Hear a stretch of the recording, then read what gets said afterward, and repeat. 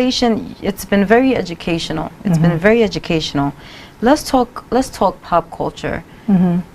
Because lupus has been in the news quite frequently. Can you name some of maybe the artists or people that are well known who are also dealing with lupus out in the open? Yeah, I mean, because it's liability.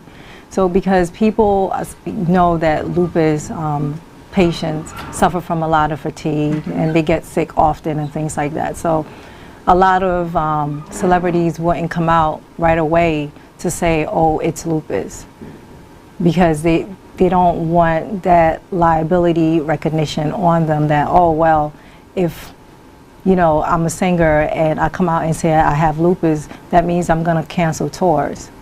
So a lot of people don't really want to mix business with that. But the few that have come out are Seal. He was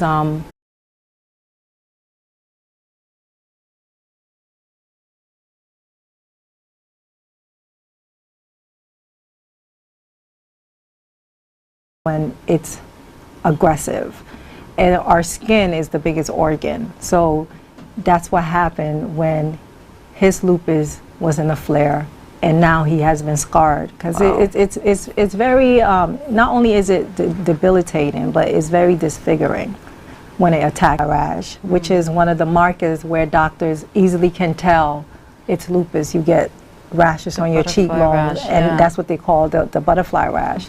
So he was known to have that a lot, and you can see it in a lot of pictures if you Google Michael Jackson and lupus. A lot of the cheekbones just red and flared up. Another celebrity who has come out has been Toni Braxton. Lupus was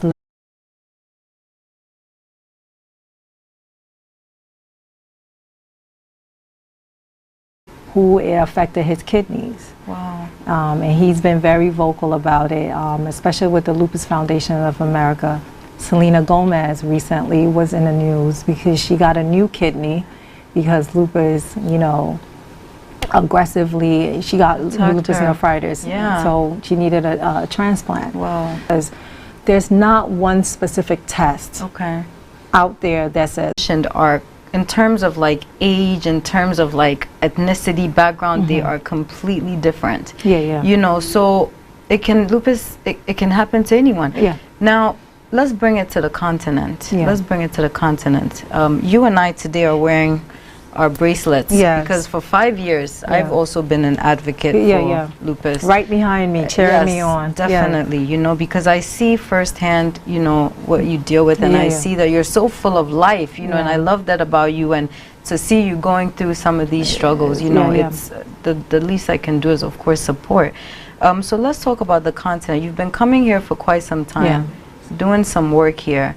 Tell us how that's going. Have you met anyone? Since I was diagnosed, I started my advocacy journey at Montclair State University, where I decided to get the school involved to walk for lupus, because I was a part of a leadership group, HRLDA, and we did things like heart walks, adapt a highway. We did a lot of community service, and during that time I was also going through my own struggles, where my peers at college wanted to know why I didn't hang out with them, having my mood swings and things like that, so that they can learn exactly what I'm going through. So through that, I got featured in the Herald News and a Record in Montclair, and they were like, oh wow, and I had people contacting me while I was living on campus, to the point where the former president of the Lupus Foundation came to the school just to have a conversation with me and say, great job, doing this, because lupus need to be spoken about, because he lost his daughter to lupus. And I was like, oh, thank you. And it was through there I also organized a group on campus for other people suffering from autoimmune diseases in general. It's a journey that the average person would understand. What I mean by that, you have classes and you got to wake up at a certain time. You have times where you need to get paid to know.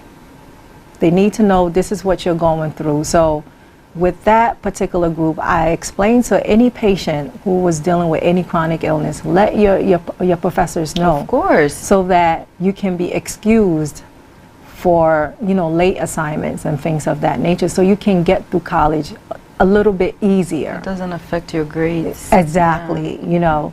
So, you know, that's what that group was about. And, you know, I kept pushing, and he became like a father to me, where, you know, he was teaching me the ropes, and he said, there's another organization that I want you to join, which was at the time. Why? My heart was broken because I saw patients that were going through hell.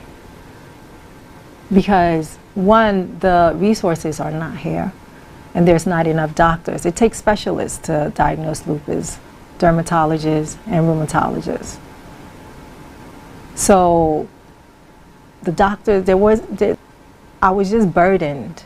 And, you know, as human beings, the first thing that we are supposed to be is of service. So I was like, you know, how can I change the situation? How can I help the situation? So I became on a quest for statistics, because in order for Ghana to get funding, we need stats. Of course, yeah. And it's been a struggle, but God is so good that I can say that this year we finally made a step, you know, towards the future in a quest for statistics. Talk about some of the struggles, because I mean, I know firsthand that coming across stats is just really challenging on this continent. Yeah, you know? So they don't keep it. Yeah, let's talk about some of the challenges that you faced, and how maybe you wish it would have, how could it have been easier to help you, you know, further the awareness that you're hoping to create. When I first came, I did a few TV interviews. I still do those, and radio, just talking about lupus in general, and, you know, talking about the symptoms, and have people who are listening, if these symptoms sounds familiar, if you've been going to the doctor, you've been having. While I was doing that, I was also on a quest for statistics. I went to Kolebu, dead end. I went to SNIT, dead end, and I was introduced to Professor Daly of Rabito Clinic. And he was so excited to see me. He's become like a father to me. Yeah. And he said, oh my God, it's about time, because I've been treating a lot of skin conditions with lupus patients here for years, from Accra to Ho, the north. He mentioned all of them. And I was like, I'm on a quest for statistics. And he said, you know, I'll do my best to help you, but we need national numbers. So it's been back and forth between the Ministry of Health, Ghana Health Services. All these years I come, and finally, I had a meeting the other day with Director General, and he passed me on to Dr. Kuku and Dr. Afuso, and they are putting in a plan to send a letter out to the public hospitals, the private hospitals and clinics, so we can finally tally up numbers for Ghana. Good. So all that hard work. So there were times I just wanted to just pull my eyebrows out. I can imagine. Because it was just so difficult, and I'm like, I'm here, I'm trying to help. I don't have to, because I'm in a country where resources are easy for me to assess, but my heart couldn't take the fact that somebody else in my condition didn't have the help that I have. So I was like, I definitely have to do something about it. And but it's been difficult. All this way, even in your it's condition, so difficult. You know. Yeah, I mean, this trip alone, I've been going through so much on this trip. I mean, I was even just telling my cousin this morning, I was like, I don't even think I want to do any more shows after today, because I'm tired, and at the end of the night, I'm barely moving. Of course. Yeah. So it's been difficult, but I'm still pushing forward, because I know this has to be done. And that's why I do what I do, because at the end of the day, when you're and I constantly share my story, because I want the next person to know that you're not alone, that somebody else out there is dealing with what you're dealing with, and you shouldn't live by stigma, but rather be vocal. Not because people will understand what you're going through, but at least they can show. come out to say anything, people would have speculated. Yeah, because people were having a hard time with me. They were even calling me Mother Teresa. You know, you know, your peers are your biggest critics. They're calling me Mother Teresa. You never want to do anything, you know, type of thing. But I knew who I was. I know how much my body can take, and I knew I can't be the average person. So I make that very known. I'm sorry, I need to cancel on you. That's just who I am. Don't take offense to it. It's something that I'm dealing with, not you. Yeah. And I'm sure those who know what you're dealing with understand, you know, so it's not necessarily who don't understand. And it becomes an issue, or they'll take it personal. Interesting. Yeah, they'll take it personal because they're not understanding exactly what you're going through, and they go off a tangent that if you're feeling good today, then tomorrow you should be the same. As soon as you tell them, oh, I'm not feeling well, oh, you're sick again, like, you know, it's very, it gets very frustrating. And I tend to shy away from family members or friends that behave like that. Because they don't understand, and they're not trying to understand. They're not trying to understand, because I keep saying every day is not the same. I can have a good day today, but the next day I want to be in bed. You know, the fatigue level is so much that if you have a great day today, say I was able to knock out 3 or 4 things and get it done, I'll pay for it in like about 3 days. It will take me about 3-day resting period just for me to bounce back from that one day where I was able to accomplish so much. So people just do not understand. But all I ask is for you to cope with me. Exactly. Just cope with me. I'm glad to hear that you're making headway here in Ghana. Yeah. So, like, what networks, what have you been able to, what do you think is different from this trip than the last trip? Because the last trip, I know it was frustration trying to connect with the right people.